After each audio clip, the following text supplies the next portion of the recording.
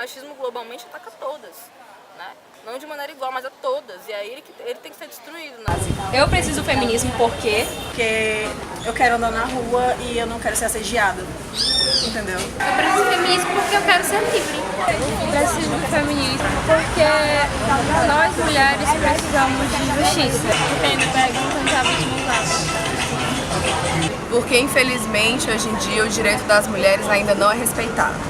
Então a gente precisa do feminismo para fazer o nosso direito se valer.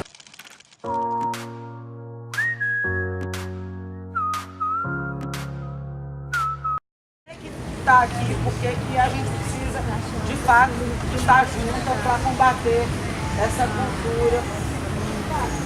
essa cultura do estupro, combater o machismo.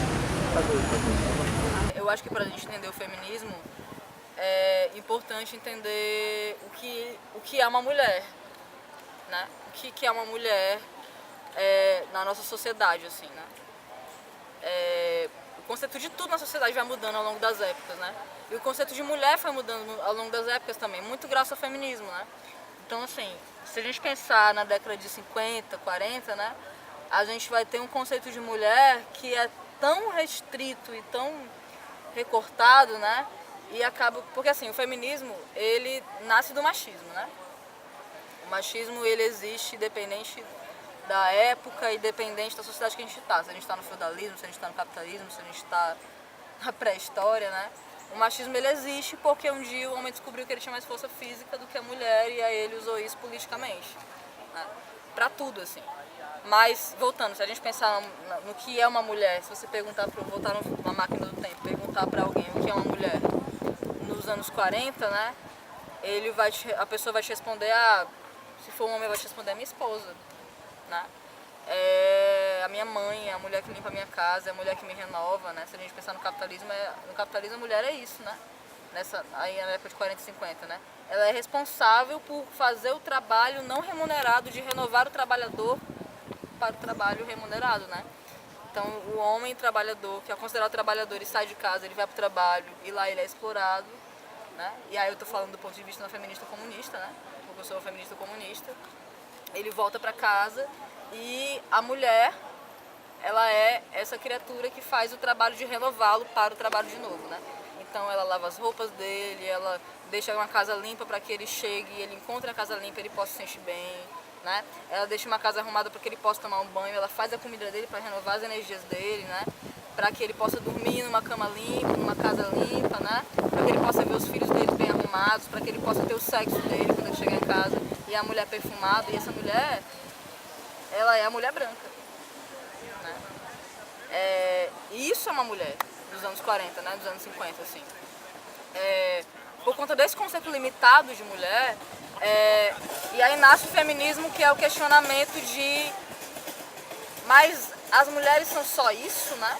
Elas são só essa trabalhadora, não, que na verdade é uma escrava, né? Elas são só essa escrava que renova o homem para o trabalho, né? Será que as mulheres não são mais coisas? Será que as mulheres também não querem ser essa pessoa trabalhadora, né? Será que as mulheres também não querem ter sua própria independência? As mulheres podem não querer casar, as mulheres... Mas isso a gente já conhece, né? Porque a gente ouve muito falar de feminismo nesses termos.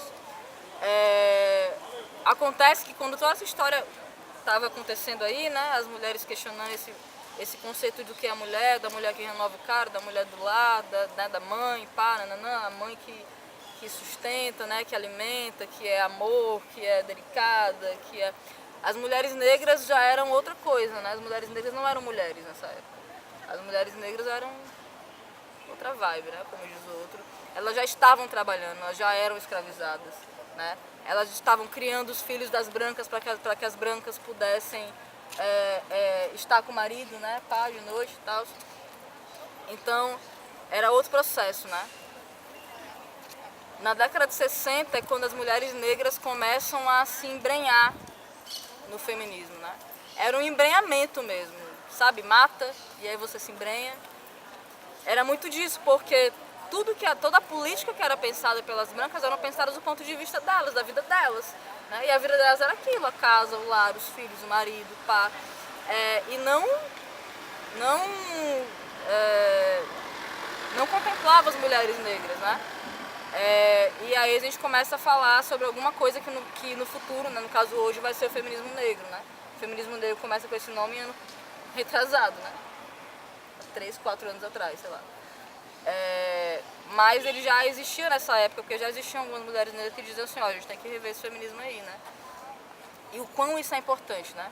O quão isso é importante porque a gente precisa pensar muito nessa coisa de como tudo vai mudando ao longo dos anos, né? Nessa época, por exemplo, as mulheres não estavam prestando atenção que existiam as lésbicas, entendeu? E que o machismo que as mulheres lésbicas brancas sofriam era totalmente diferente daquela mulher branca, heterossexual, casada, com 2 filhos, um casalzinho. Um vestido de azul, outro vestido de rosa, né? E aí o feminismo começou a pensar nisso, né? Existe uma história muito boa que inúmeras convenções, né, de feministas, quando as mulheres negras começaram a entrar, né? E aí começou as lésbicas a entrarem. As mulheres héteros não aceitavam as lésbicas no feminismo. E aí elas se questionavam, né? Nossa, mas será que a gente deve falar sobre isso agora, né? Será que a gente não deve deixar isso para depois? E aí no meio desse processo as mulheres lésbicas começaram a pensar assim, ó, pois vamos ensinar essas gatas aí, né? E aí o que foi que elas fizeram? Elas foram para um congresso feministas e elas foram como se elas fossem héteros e tal. E aí chegaram lá e começaram a fazer uma performance no meio do negócio, assim, tipo um auditório. Começaram a fazer uma performance, cercaram as gatas, assim. Fizeram uma roda de modo que elas não podiam sair para todos os lugares que elas olhassem. Tinha as meninas, né, lésbicas fazendo uma performance com coisas escritas na camisa e tal. E aí existem muitas histórias sobre como algumas mulheres dessa época receberam isso, né? Algumas no sentido de, nossa, como elas são violentas, né? Que é, na verdade, a reação que o homem tem quando a gente fala de feminismo, né? Vocês querem separar os homens das mulheres, vocês estão sendo violentas, as feministas são violentas, né?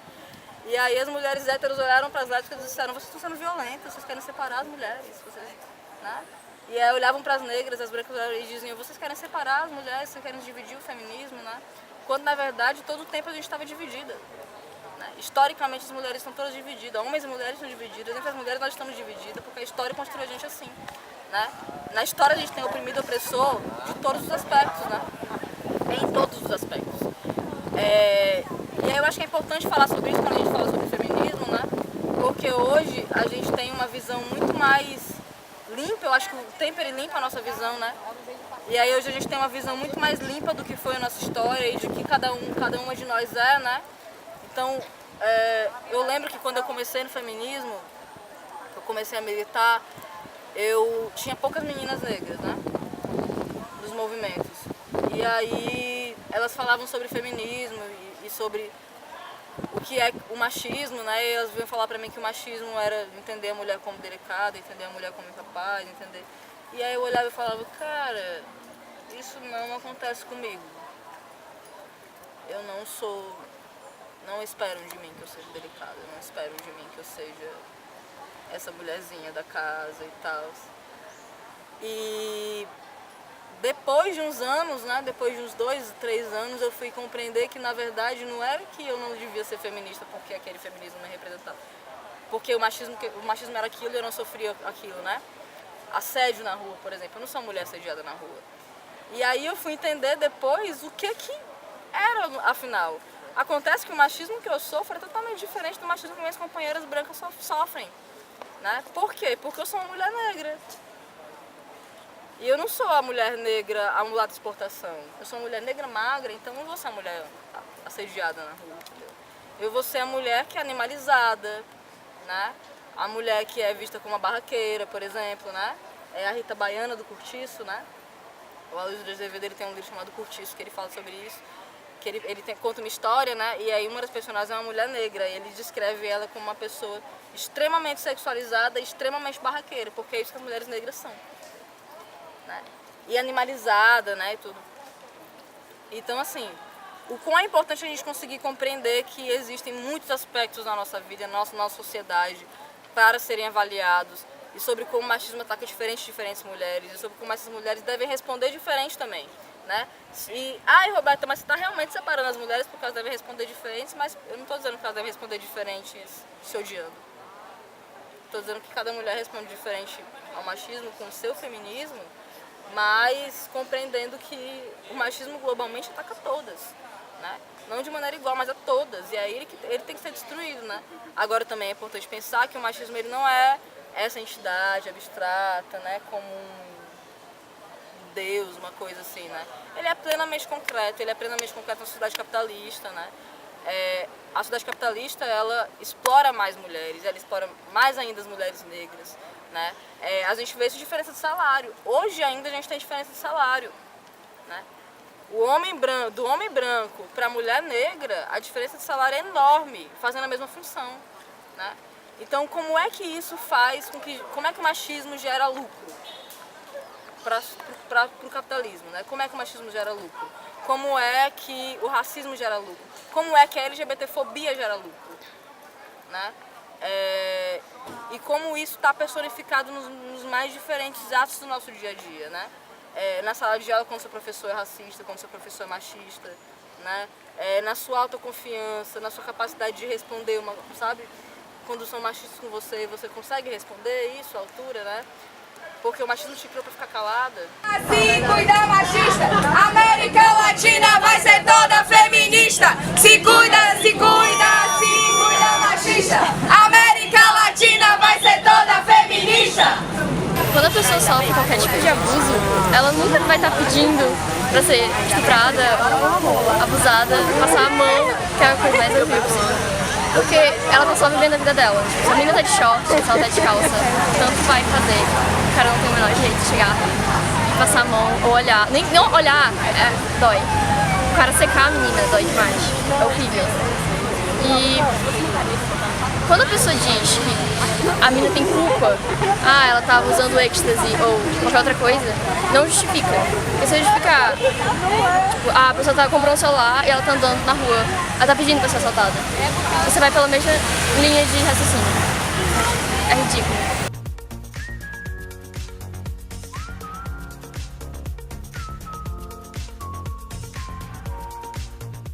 Acerca do estupro, né, do episódio do estupro que rolou. E aí, as pessoas ficaram muito colocando acerca de que o Bolsonaro é uma pessoa muito massa, porque ele veio com a ideia de castração química e com as ideias de pena de morte. E aí eu até coloquei em alguns locais que é muita ignorância ou até mesmo má fé dessas pessoas acharem que em um contexto judiciário como o nosso, que é extremamente enviesado, onde a justiça por si ela não é idônea, né? Acontece apenas com preto e pobre, a gente sabe disso, que preto e pobre que rouba um pacote de macarrão é preso e um rico que atropela alguém não é preso. É muita ingenuidade ou muita má fé de alguém achar que isso vai mesmo rolar, né? Que o que iria acontecer é apenas pessoas pobres iriam ser mortas. Apenas pessoas pretas e pobres iriam ser mortas.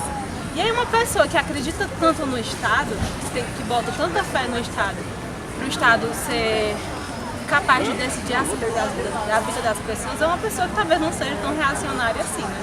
Porque acreditar tanto assim no Estado não é algo das pessoas que são ditas liberais e direitistas, né? E aí quando eu coloquei esses comentários na internet e tal, eu recebi diversas mensagens de ódio. Inclusive ontem eu fiquei bem assustada, assim, né? Porque eu nunca tinha me colocado, assim, nesses canais de internet, nesses locais de internet mesmo. E aí eu recebi mensagens de ódio. Tipo, ontem eu fui olhar naquelas outras do Facebook e tinha um cara falando que eu sinto tesão por estupradores e que eu deveria casar com um estuprador e que eu sou louca porque eu não coaduno com as ideias do Bolsonaro. E aí, esse é o tipo de argumento, né, que é colocado. E aí, foi uma coisa que meio que me entristeceu, mas... Sim. E aí, esse é o caminho mesmo das pessoas que curtem o Bolsonaro. Se você pudesse descrever o feminismo em uma palavra, qual palavra você escolheria? Igualdade. Basicamente, igualdade de gênero. Luta.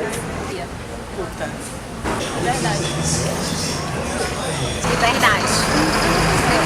uma, mexeu com todas! Mexeu com uma, mexeu com todas! Foi legal, arrepiei. Tem uma construção lá perto de casa e, tipo, eu sempre passava lá, eu e minha irmã, e eu moro perto da praia, e a gente ia de biquíni e tal, essas coisas, descendo assim a rua. Aí tinha uma construção e esses pedreiros sempre ficavam falando coisas pra gente, tipo, falando assim, ei, vem cá, não sei o quê, se você não vier aqui eu vou descer aí e tal, e ficava assobiando e esse tipo de coisa chamando nossa atenção. E a gente nunca olhava, a gente tinha muito medo. E aí a minha mãe ficou muito irritada por isso, por eles estarem fazendo esse tipo de coisa. E aí ela foi lá, querida, bafônica, falou assim, ó, eu quero que vocês respeitem as minhas filhas, porque elas têm o direito de passar aqui e elas não merecem que vocês fiquem assobiando e falando um monte de coisa. Se fosse a mãe de vocês, a filha de vocês, a esposa de vocês, vocês não iam gostar. E aí depois disso a minha mãe foi lá e conversou com eles, depois disso eles pararam de mexer com a gente e tal. E tipo, é muito melhor a gente poder descer a rua sabendo que a gente não vai ser chamada a atenção e que agora é um pouco mais seguro, porque antigamente eles falavam que iam descer lá e onde a gente estava, e aí é ruim.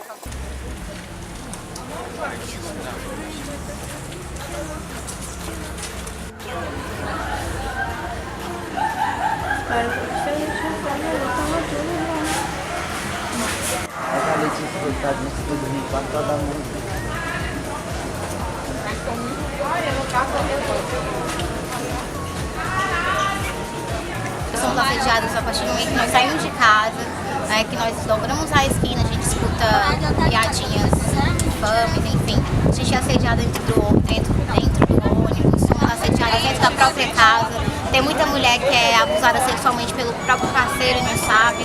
Eu mesma, inclusive, já fui abusada sexualmente por um parceiro meu e não sabia, porque as pessoas acabam implantando na tua cabeça como se fosse normal, desde que não é normal. E aí quando você conhece o feminismo, como foi no meu caso, que você aprende a pensar, a refletir e a libertar-se, aí você vê que aquilo não é normal e a sociedade te impõe que é normal, mas não é normal. Isso não é normal. O parceiro te abusar não é normal. É urgente a gente resgatar a consciência das mulheres, a força das mulheres e também chamar a atenção de toda a sociedade para essa força, para essa luta e para a liberdade da mulher e do seu corpo. Eu simplesmente quero ser livre, sabe? E muitas vezes é ruim ter que lutar muito para ter direitos que, por direito, já deveriam ser meus. Então, ter que lutar para ser livre, para andar na hora que eu quero, na rua, para vestir o que eu quero, sem precisar ter medo, é muito complicado e é muito massacrante. Mexeu com uma, mexeu com todas! Mulheres unidas jamais serão vencidas! Machistas, fascistas, não passarão!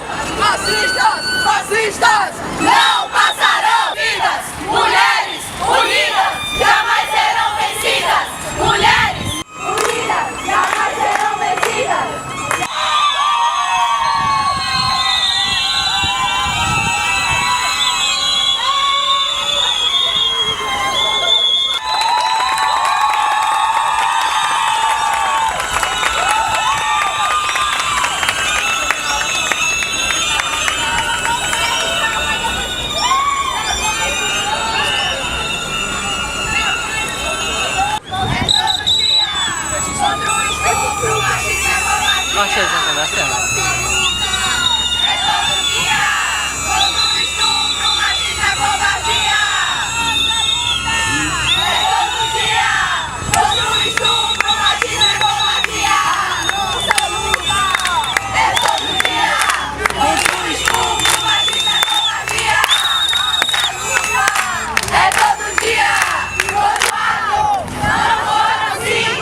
Não foram 6, não foram 7,